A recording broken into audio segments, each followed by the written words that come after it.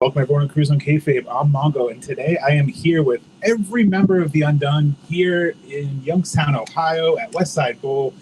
Great pizza, by the way. Great venue, great spot, and they're about to Rock and Ribs Fest in Boardman, Ohio, opening for Josey Scott, the original lead singer, Saliva.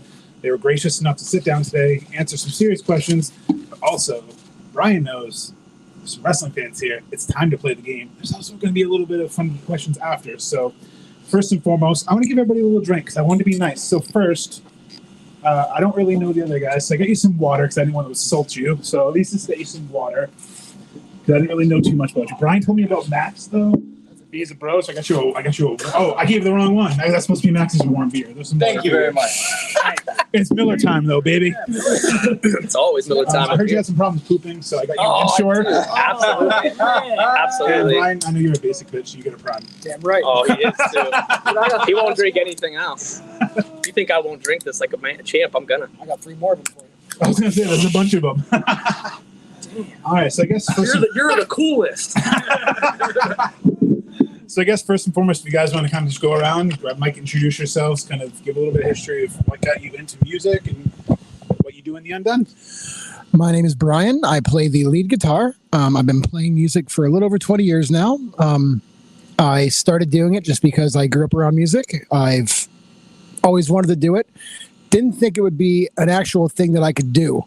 I went to a local show and realized, oh, wow, like there's local bands in my hometown and they put on shows. And I can do this actually and not have to do it on the main stage. You know, like I could actually start and do something little. That same year I got my first guitar and I started. My name is Miller. Yeah, you're gonna clap for everybody. Oh my God. So my name is Miller. Can I do this? Just joking. So my name is Miller. What was that? That doesn't Wrong meeting. Wrong meeting. No. So my name is Miller. I've been singing in bands for probably about maybe 25 years. Started singing in grade school. I actually had a choir teacher who was a professional opera singer of all things, teaching choir. I don't know how that happened.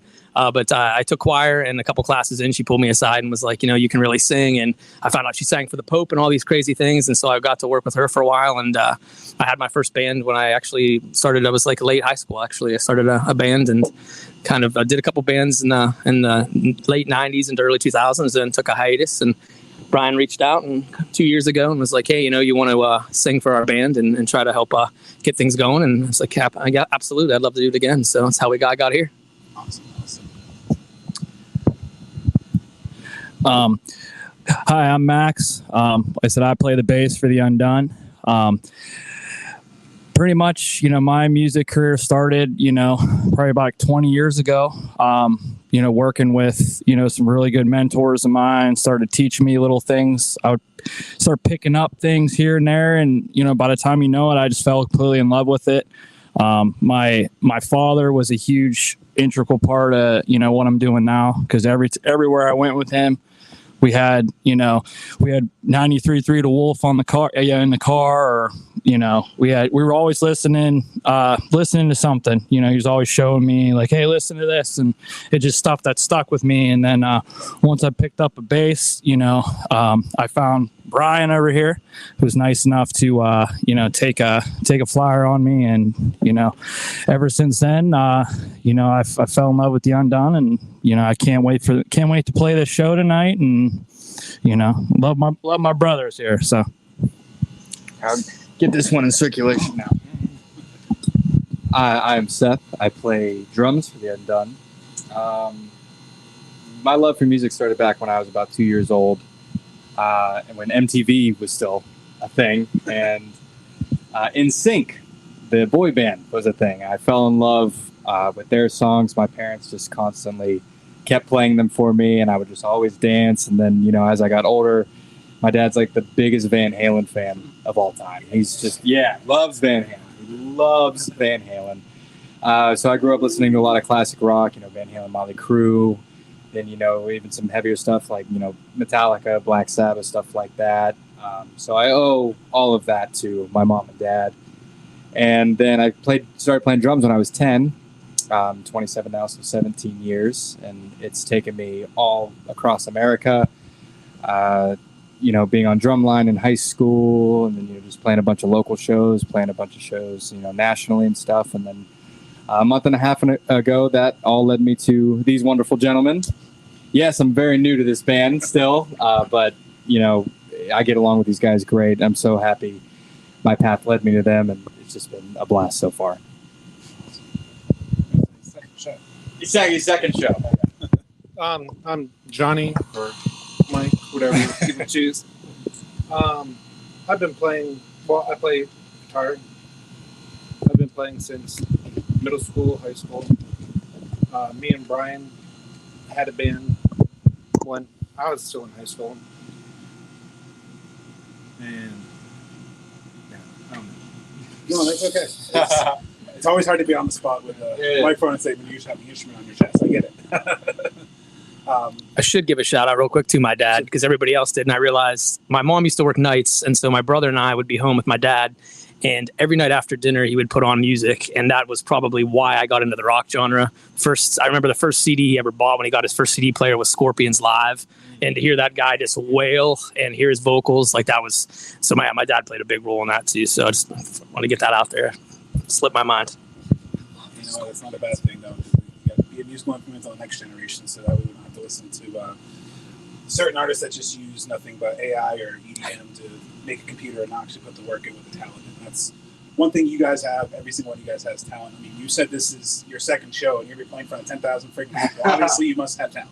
Thank you. Trust me, I couldn't do it. So that kind of goes into the next question about inspiration. So where do you kind of, for the original songs, you have your EP out on Apple, Spotify, pretty much everywhere you can get it now. What kind of went into the inspiration of writing some of the songs that you did? Like, what's your musical influence? If you had to pick like a genre or a style, like I definitely feel a lot of Alice in Chains when I listen to it. Good with me? Answer it. Cool. I would say it's kind of all over the place. I'd say Alice in Chains is definitely one of them. I think that all of us probably grew up with a lot of 90s rock. And I think that anybody who was alive in the 90s time, there's that big push for alternative rock where, you could have the freedom of playing a lighter song, having a freedom of getting to something a little bit heavier. You could scream here and there, but it was just the idea of actually writing about something and kind of telling a story. I feel like the 90s rock had a good narrative to it. And so I think, there's a lot of bands. I mean, Our Lady Peace, Alice in Chains. There's probably too many. Faith No More, funny enough. We don't really sound like them, but Mike Patton's been a huge inspiration just vocally to be able to challenge myself to take a different path, maybe vocally, than the normal person might on some songs. But I think that's, influence-wise, that's probably, there's probably too many bands to even think and listen to or to list. But I'd say from the writing standpoint that you mentioned, as far as like where the inspiration comes from songs, I think that I think over the years, I think everybody experiences a lot of things in their lifetime. And I think the older I got, the less I started writing about other experiences that I'd witnessed and more I started to try to internalize experiences I had. And when you go through, life and you have close friends pass away, you have family members pass away, you find love and you lose love, you go through all these times in your life. And I think that's those universals are always kind of what I go to. And I think it's not as much because I hope that people connect with them because that's the goal, but it's also kind of really therapeutic for me. And I hope I know some of the guys, as we've played a song or they've saw the lyrics and realized what it was about, have come up and been like, man, that really I felt that. And it's like, I hope that's my biggest hope is that like when people hear our music and realize and sing along and read the words that they can connect to it and kind of get some therapy out of it too. I hope that singing together helps all of us kind of help, elevate each other and just feel better about things. I think that's where a lot of it comes from. Just trying to be a storyteller and try to get things out. Definitely. No, it's a lost art music for sure. I actually just want to give you props on that really quick because like the way that I digest music, I listen to lyrics last. Me personally, it will take me 10 years to actually decipher what a song means. And you looked at me when you said like, people will come up to me and say like, this song hit me. Like you're so good at that figures out. That's so quick to me that I know what it is. So you're that good at it. So I appreciate that. Absolutely. No, like I know for me, like Serpent King's been one of the ones I've really gone to a lot. Like I like the style of the storytelling, and then Misfortune just because I almost kind of feel like the title, I like the pun in it, where obviously misfortune, fortune teller, misfortune in your life. So I enjoy it because it is a lost art. It is something like you said, you grew up in the 90s, you listen to a song, and then you open the little booklet that you have little booklets with the lyrics, and you read it, and you'd be like, that's what that song's about. I've been reading that wrong, or saying that wrong for 20 years. Absolutely. I'm so happy you picked up on the pun on misfortune too. It's definitely more of a positive song, about finding love than being misfortunate. But it's, to your point, it's, the fortune teller idea and how that whole story spun out. It's, I like doing that in music. I feel like for people like yourself who do take the time to really focus on it and learn, like try to figure out what it's about, I feel like it's almost like a little like Easter egg for people. It's like, oh, okay, that's kind of clever. And I don't know. I just, like you said, I feel like a lot of the music now is just put out there. There's no real thought behind it. And with AI coming out, I'm a big fan of AI in some things, and other things I'm not as big of a fan. And I think that that art of storytelling is definitely something that could, potentially be lost. I think humans have always told stories, and I think it's a big part of music to do that. Absolutely. And now a question for everyone. What is your favorite song in the catalog you guys have to play? Like, if you could pick one song, like, that's the one I love to play. What's your favorite song to play? Gotta come to me first. That's a hard one, man. So I think for me, it's Misfortune. That is the first song that we sat down as a band and wrote. So it's nostalgic to me in a way.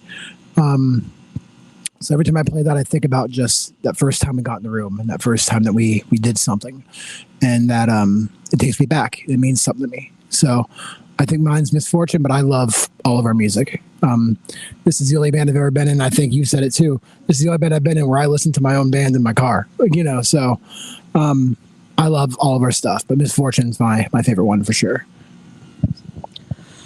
I'm probably have to agree with Brian for multiple reasons. One, it's the first song that we did put together as a band, and to get together and not know where things were heading, and then to have that kind of pop out as the first track was pretty exciting. It's also really a personal song for me. I've went through a lot of tough times in my life in the past, and finally found someone who's just amazing in my life now, and so it's a lot about that. A lot of it's about that. And it's just very catchy to me. It's one of my favorite choruses I think I've ever written in the 4 or 5 projects I've been a part of.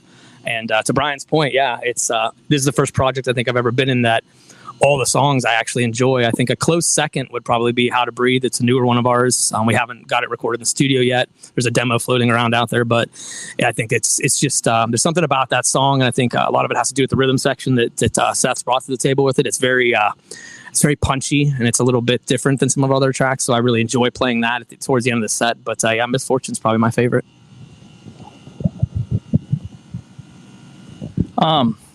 I would say for me, I always get a pep in my step playing "Falling Down" because it could be, it's a heavy song. Like I really enjoy playing a lot of our heavier ones, like How to Breathe, Serpent King. But "Falling Down's" usually, that one hits pretty hard. But yeah, I enjoy playing them all. So it's hard to pick a favorite. So. Good luck. We picked them all. No, it's Falling Down for me as well. The 6/8 time or 3/4 time, however you want to look at it. That like waltz feel, but it's the waltz. Yeah. No, I'm so happy when you joined up and you're like, dude, it's a waltz. Like I've only got to have one other project ever that had a waltz in it. My guitarist from another band brought it out. And when I first heard it, I was like, wow, this has got a great groove. And so when you guys had the Falling Down, the root of that started, and we worked on it to get it all finished, I was so happy because it's not everybody goes 4/4 and or they go way out of the way like Tool or something 7/13 Animals as leaders. Right. And so it's nice to have someone else realize like it is a waltz, and it has a really nice sway to it. Oh, it's awesome. I love that song, and just the drums are just like the rhythm is like just so open to do a lot of fun stuff, especially live. Like, obviously when you're playing in the studio, you don't want to overplay. But, live, it's just such a blast. And luckily we play it second, so I don't have to wait too long to play it. I just love, but like all these guys said, playing every song, it's a blast. And, even just in rehearsal, making it feel like a live show, making a small room feel like a theater. You know what I mean? It's awesome. Everything is just so fun to play. But Falling Down just edges them out a little bit. It's awesome. Well, I'm gonna be the one that's different. I like Only We Know. Yes. It's a real soft, pretty song. Kind of has a groove to it. It definitely breaks up between everything else. Yep. Pretty nice song. It's that's probably my number 3 actually. It's a nice change in the middle of the set for sure. So next question for everyone too. So I know you guys have a new cover. I'm not going to spoil it because I want people to be able to hear. But I know there's going to be a new cover debut. Well, I shouldn't say debut. Brian said it was the second time being played. Is there a cover that you guys would love to do? Like, I'd love to be able to do this cover song. I want to incorporate this myself. Man, you want to go first? I got a list in my phone. He came So- prepared. No, He's swiping Tinder as he's doing it, but he came prepared. So when I think of covers, I usually think of like a pop song or something different that we can rock this up and we can make this cool. Like, so I'll think of an idea and I'll do it. Like, I got Pony from Genuine in here. I got Tub Thumping from Chumbawamba. I got Beautiful Life from Ace of Base. Just a Girl from No Doubt. Yeah. There's a lot of them in here, man. Smooth from Santana. That'd be so fun to do. Return to the Mac. Yeah. Then there's some that, aren't like that and just regular songs to play. I always wanted to do a Mud Shovel from Stained. Oh, I thought that'd be a really good one. The first band did that. Yeah? Yeah, I'd be interested. It was like a new song back then. Yeah, well, it was. Yeah. It was. I was 19. I really want to put an Alice in Chains tune somewhere. Wood would be. Wood is the one that I want. Covered that before. It's a Yeah. phenomenal song. But yeah, there's many ideas for that for me. Probably much like Brian, I too have a list. If the camera can see this list, it's pretty long. It scrolls, but mine are kind of all over the place too. To Brian's point, if anyone's seen us live before, we do our own rendition of "Hurt" by Nine Inch Nails, and so some of the covers that I wanted to cover, I always kind of think in the back of my mind, like, what could we do to make it our own, or to make it different and bring it into the rock world. Stuff like I'm all over the place, but Soundgarden has always been a big one. I had the opportunity to help front a Chris Cornell tribute, and I loved doing all his material. So any of the Soundgarden stuff, Alice in Chains, Our Lady Peace is a big one for me. But I don't know. There's if I had to. We actually even talked about, I don't know if there's any Lost Boys fans out there, but Cry Little Sister. Oh, yes. I've had a big chip on my shoulder about doing that. And funny enough, Brian, a couple weeks ago, just sent me randomly. He's like, dude, we should cover this. And I'm like, I thought I was having a fever dream about it. I'm like, am I going to wake up? And he's like, this song's horrible, but it was actually real. So, I think to his point, there's songs that we pick because we want to challenge ourselves. Some of the ones in the set tonight, we cover 30 Seconds to Mars track, and it's very challenging to try to cover. So some of them I think are things we pick because we want to challenge ourselves to step up a level. And then there's other things that we want to pick, like we cover a Third Eye Blind song. I love Third Eye Blind, but it's because the crowd loves it. We started playing it our first couple shows, and we were like, I don't know if we should keep playing this for a little bit more rock than that. But then everyone in the crowd every night was singing along. And so it's, you want to do what they want to hear too. There's a balance there. So I think the covers for me are a balance of trying to do something difficult, trying to maybe renew something that's old and make it ours, and then trying to entertain the people that actually want to come out and see us. If they like a particular song, we're going to play it. I want people to come out and party, and so that's all part of it too. Which one do you want to slap the face to? Oh man. Well, That's not a surprise. actually, he kind of took it from me, or like a perfect circle. I get in a perfect circle a little more than I did Tool, for absolutely sure. I thought about I enjoy a lot of 90s grunge band. I don't know if they're really, Candlebox is really grunge, but I thought about covering something by them. I grew up listening to some Red Hot Chili Peppers, some Ugly Kid Joe. I had so much crazy, I had such a wide variety of stuff I listened to. So I'm always down to learn anything new, and everything we've touched, we've made it our own, and everything we've covered, we've touched, made it our own. And now it has our The Undone print on it, and it sounds, has our, we did it our own way, and it's, I think anything we choose would be, we're gonna nail it. So, I listen to so much music, and so also probably have a long list of covers. Right now, I'm big into pop music. I love me some Sabrina Carpenter right now, guys. I'm not gonna lie. Listen, I'm open. But like Brian said, pop songs are really fun. Turning them into rock, those Punk Goes Pop records. Oh, dude, those were just amazing. And some of my favorite covers are one of my favorites is Volume's version of "Hold On, We're Going Home" by Drake. Stuff like that's just super fun. But covering something like I don't know. I grew up listening to Led Zeppelin a lot. You know, John Bonham on the drums, that'd be super fun for me. Or, you know, even more 90s, like some like Korn or something. Honestly, Chevelle. Chevelle would be awesome. Chevelle would fit our sound really well, like to fit the set itself. Hell yeah. The Red's on my list. Oh, Chevelle is a criminally underrated band. 100% agree. You know, like I was a lot younger, you know, back when they came out, so I don't know necessarily how big they actually were, but now I just like, you know, people talk about, you know, Deftones and stuff, rightfully so. I mean, they're amazing, but Chevelle is not talked about enough, in my opinion. And I had the pleasure of seeing them years ago. They opened for Breaking Benjamin, and still to this day, one of my favorite bands I've seen. They were awesome. But yeah, you know, anything from pop, R&B, even, I'm open to covering anything. I think it's just fun to put like an alternative rock spin on things. So I would say Waiting by Green Day. That'd be pretty cool. Or Redundant from Green Day. That's a good one. Very underrated song. Yeah, agreed. Limp Bizkit, that'd be pretty cool. There's a couple of those I'd consider rocking out. Anything from Ghost would be pretty cool. Oh, I would love to do a Ghost track. You'd ever see anybody cover Ghost? No. I would do Square Hammer in a second. Yeah. So if that's on the list of that and Chevelle list, those might be on the short list up. Yeah, those might be on the short list. I'd love to do the Red by Chevelle, and I would love to try to tackle Square Hammer by the Ghost. I love. Obviously, I even have the shirt on. Funny enough, but yeah, I huge fan of Ghost. I got to see him twice in the last 2 years at right in town, and the unbelievable live band. If anybody hasn't seen them live. As good as their music is on the album, their live show is just, they're the epitome of what a live band should hope to do. It's like going to a theater presentation. There's set changes and clothing changes and acting on the stage as characters. It's just, they just take it to another level. So yeah, I would definitely be down to try to tackle some of that.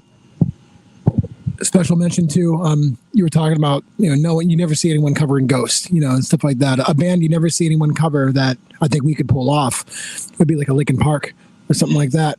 No one touches that, you know. So to see us do that, I think we could actually pull it off, and that'd be a really cool one too. Like, oh wow, the Undone covers Linkin Park. That's really awesome, you know.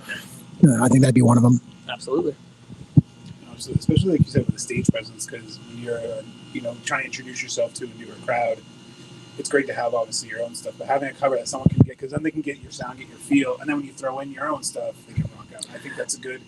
You guys had a great mix. Again, I'll mention the EP. Excuse me. It's, as soon as it came out, Brian was sending me updates like, here it is. Hey, it's not finished. I didn't care. I listened to it. I highly recommend everyone go listen to it. Check it out. It's great. I know you said you're working on Harder to Breathe, so that's moving, especially other songs in the pipeline. You guys are, I know, not recorded, but maybe like working on writing or anything like that? We haven't been working on writing the last few months.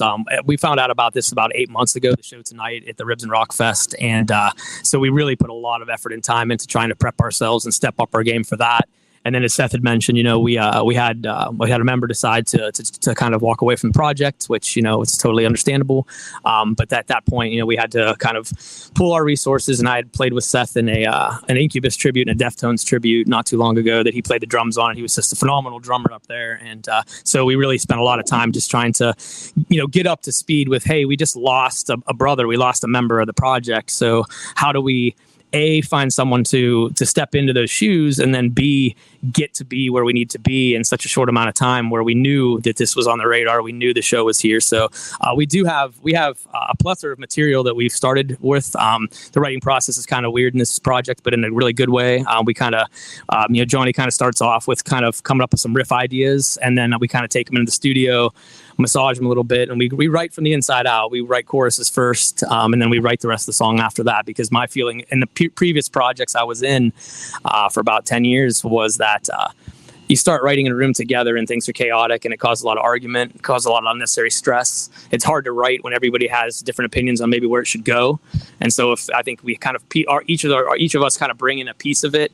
He brings a riff in, and then I'll start to write some melodies to it just by even humming in our production studio, and then I try to form that into those riffs into a song. And then Brian comes in and will layer his lead guitar over that, and then Max will sit there, and in the bass, the kind of cool thing about it too is it lets parts morph over time. Like the bass line might be one way when we get started, and then by the time the song congeals in the studio, the bass line is like, holy shit, it's like a whole nother 180 from that, because now it's fitting this new groove. And that's kind of like this is our second year as a project, but the first 9 months, I'd say probably, we spent writing. We didn't go out and try to book a show right away. We didn't go out and say, oh, let's get in a room and just try to write. We literally spent that much time in the studio in production trying to figure out how to write the most enjoyable stuff, not only for us to perform, but for people to listen to.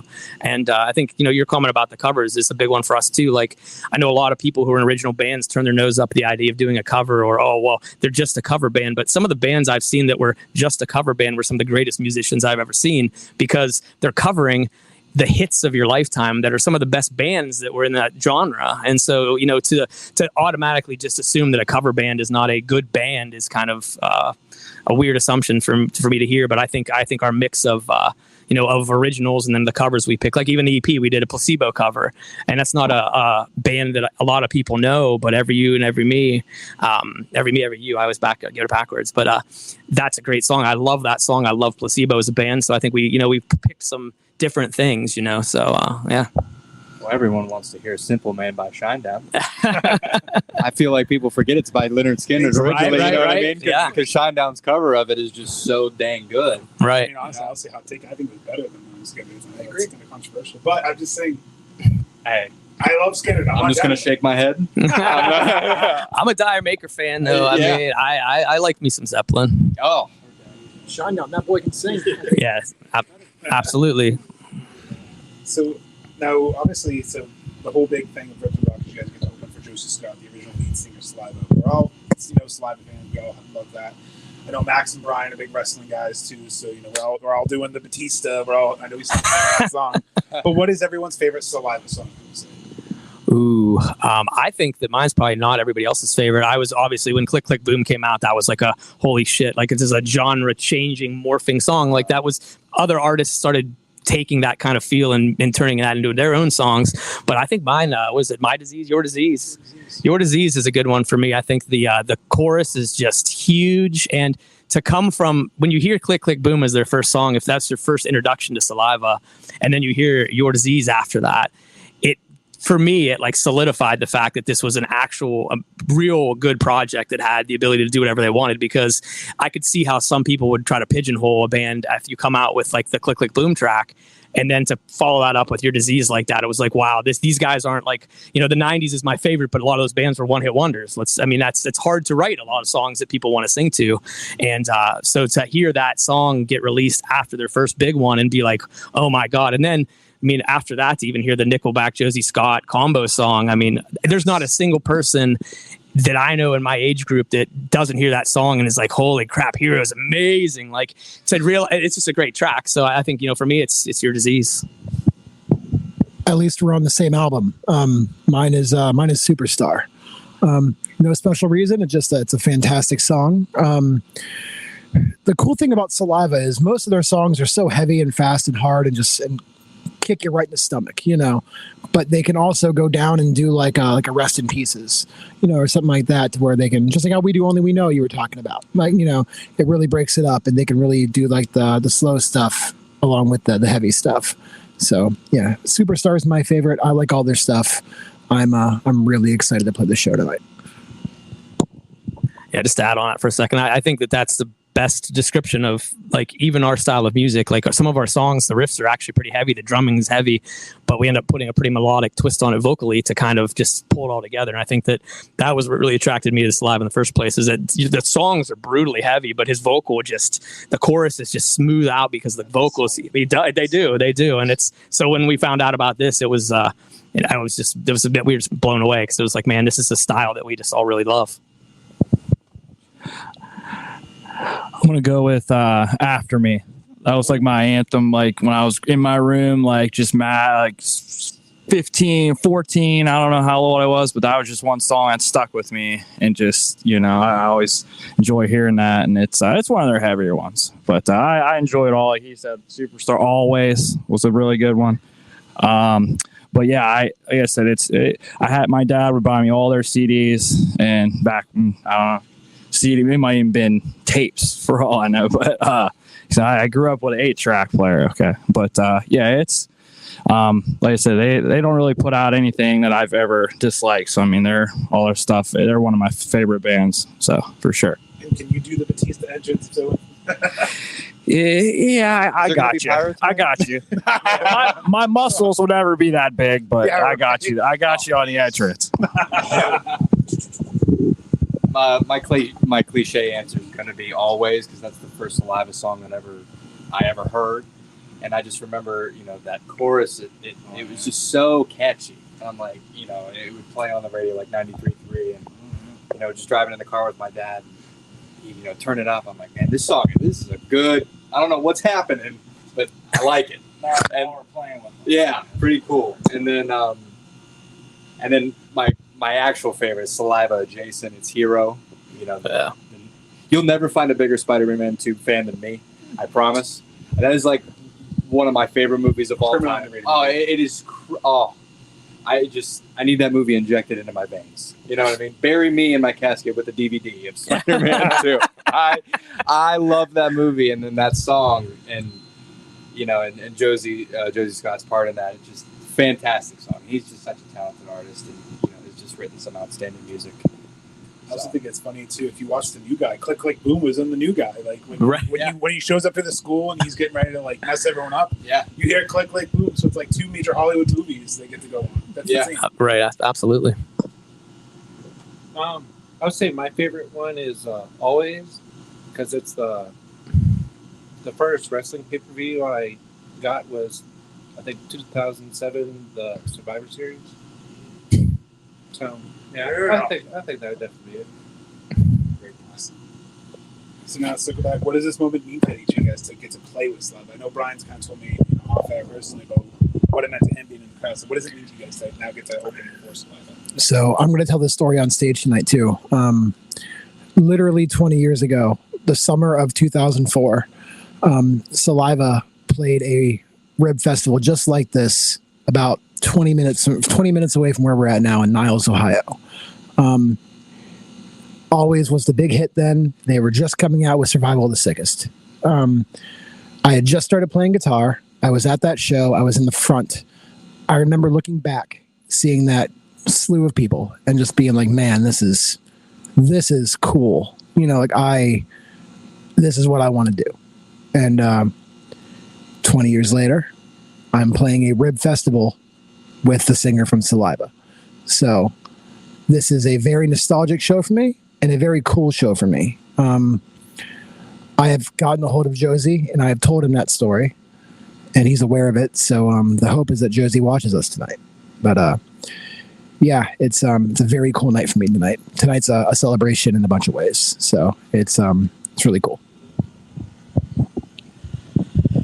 Man, it means a lot of different things to be able to do it tonight. To his point, when Saliva came out, it was a big shift into the early 2000s, late 90s of this new rock, and I don't want to call it new metal because that sounds so cliche, but just a new kind of rock that was coming out. And I remember hearing all the songs that these guys mentioned and just realizing that the way that people were going to make songs from that point forward was going to change. Just like from the 80s to the 90s, there was a pivot, and there's certain bands that helped that pivot happen, and that was one of those bands. And I had played, in my past, it had been with several other projects, and then at the peak of those things, I never when I put music down for a while, over a decade actually, I didn't think I'd ever get the opportunity to play, at that level again. And when we got together with this project, it was always, our hope and our dream to say, man, one day I really hope we can get to the level that we can really start to play, the big shows that come through town, and to support some of the artists that we loved as we grew up. And so it means the world. It means the world to be out here with these guys.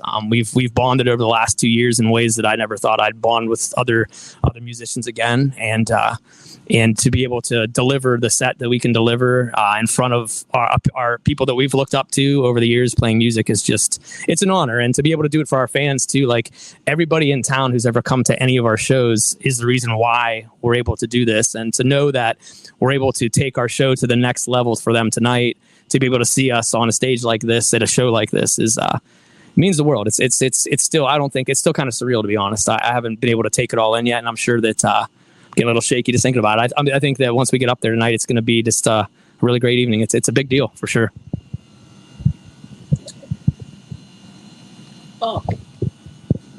You two put it so well. If I'm just gonna pick one word, and I think that word is everything.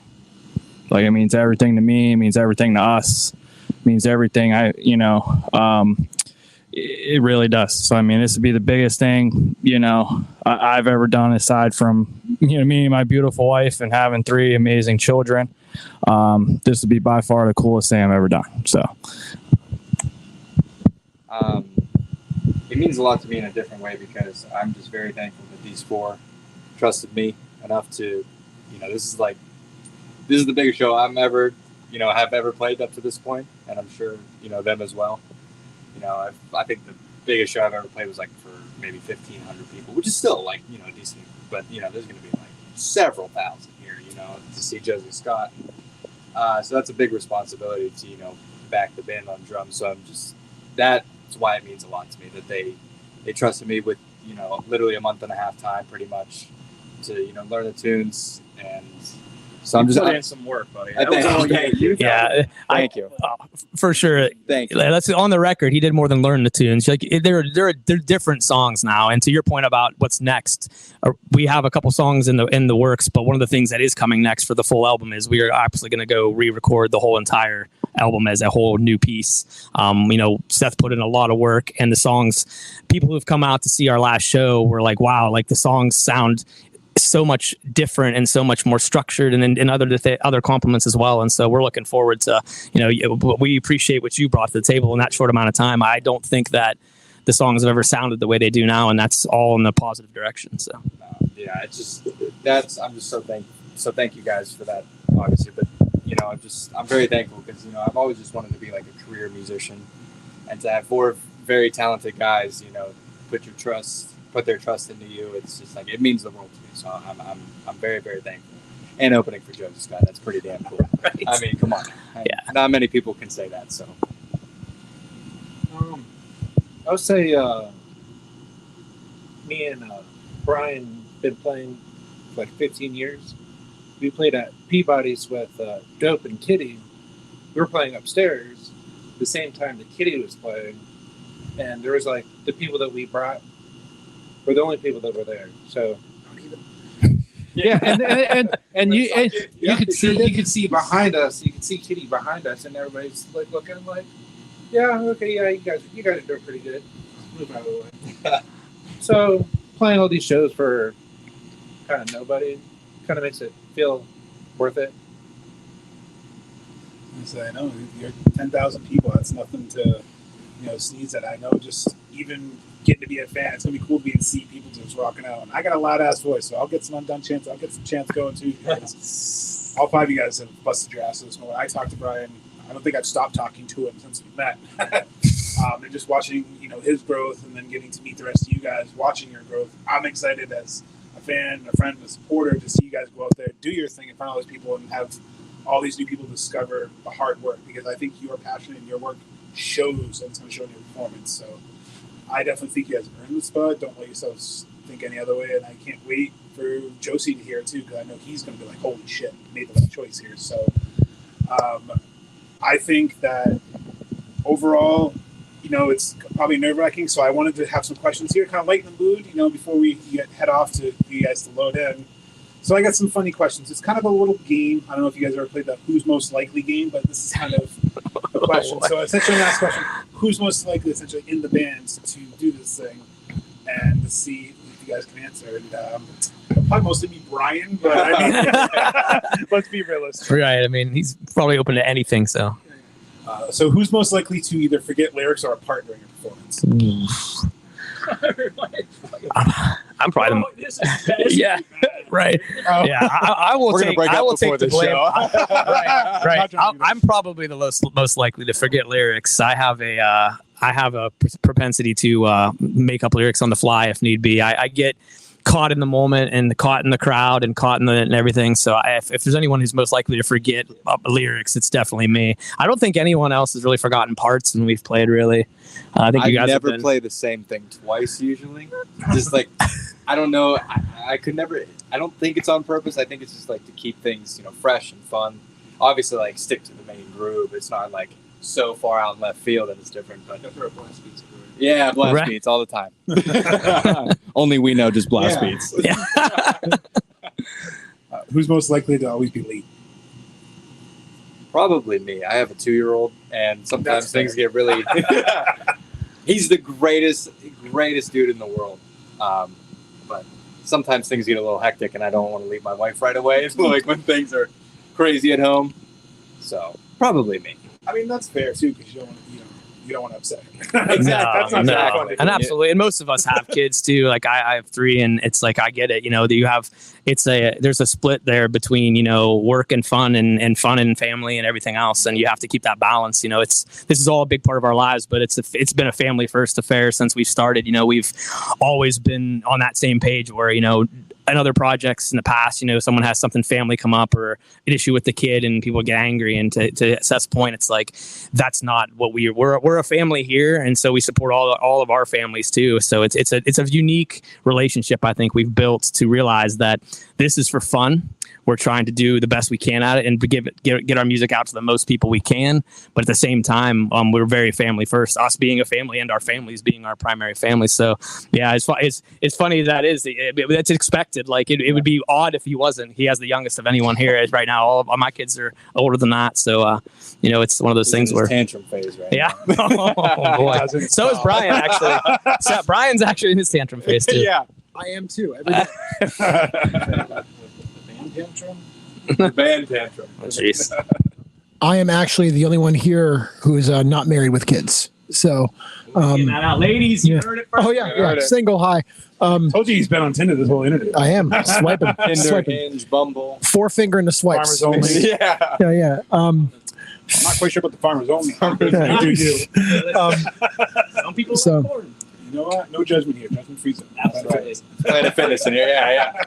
Yeah. So typically Johnny's the first one to practice, and I'm not far behind him.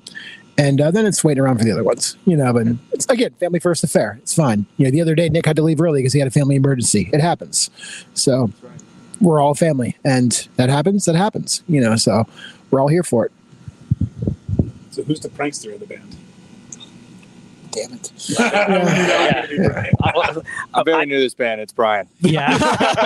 Yeah. I'm not going to go into detail about what was placed on cars around this town because this is a PG show. But what I'll say is that there are several, probably double digits of photos out there that have an object placed on cars in the last 30 days that he has taken great pride in driving around and taking photos of and then sending them to us as a tongue-in-cheek joke. So I would think that he's definitely the prankster. I got for Christmas at our Christmas show last year, I got a bag of elephant poop from Brian on stage. He presented it for me, to me, I should say. So yeah, I would, yeah. Good thing I wasn't playing then. I might have threw up. Yeah, you could. Well, luckily you couldn't smell it, but I got a weak stomach. I reached into it was in a plastic bag, and luckily it was still in the bag. It wasn't like my hand touched it, but I felt the contents of the bag, and I was like, wow, that's got to be Play-Doh. And then when he informed me what it was, I just lost it. So Follow-up question: how did you get that?